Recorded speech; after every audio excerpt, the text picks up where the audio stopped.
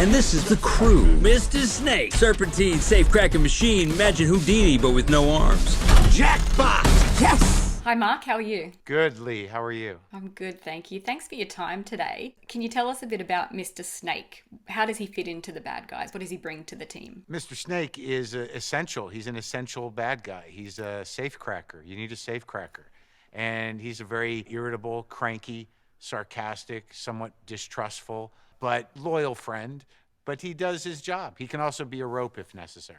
Yeah, I love that actually. That's some of my favourite bits in the film, when he's a rope. Just for me! No, to share. This is gonna taste extra sweet.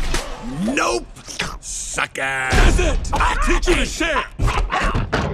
Totally worth it. Why is Mr. Snake in particular so resistant to change? Because they all come from the same place, right? I guess so, but I think he's more afraid of losing his friends, for losing his purpose. The nature of the bad guys is certainly Snake. What you can see in the movie is he's never fit in. He's always been judged.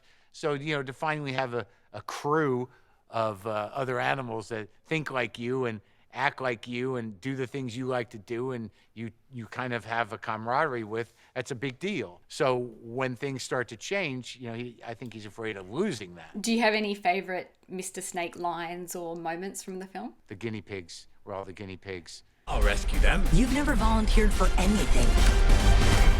Oh. Come on, Snake, open up. Relax. These doors are complicated.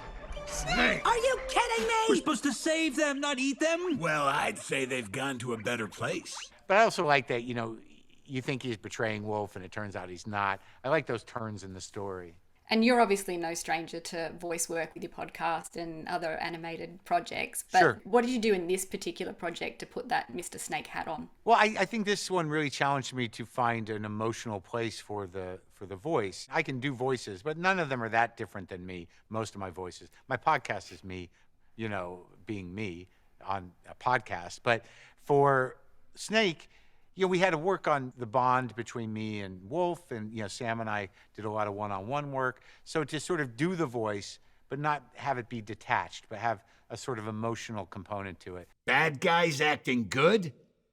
It's the ultimate bad guy thing. It's fantastic. Wolf, you're a genius. That took a little time and a little work with Sam. So I think that really was a breakthrough for me in terms of voice work, especially the more delicate emotional moments where, I'm concerned that I'm losing him as a friend and, is he really, can I trust him, that kind of stuff.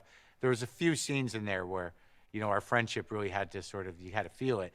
And we were able to work that stuff in person. And, this is such a fun movie. I really enjoyed it. But to wrap up, what do you think audiences are going to get a kick out of most about the bad guys? Well, I just think the whole movie, the pace of it and the story, and you just the guinea pigs and these characters who have this weird friendship, and everyone's so funny. There's so many levels. It's just a very entertaining movie, and it never stops.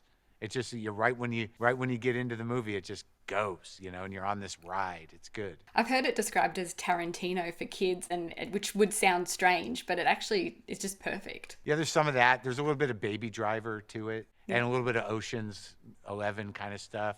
Yeah, there's a lot of those kind of group of criminal type of things, Well, thank you so much for your time today, Mark. I really enjoyed the film. Well, thank you. Nice talking to you.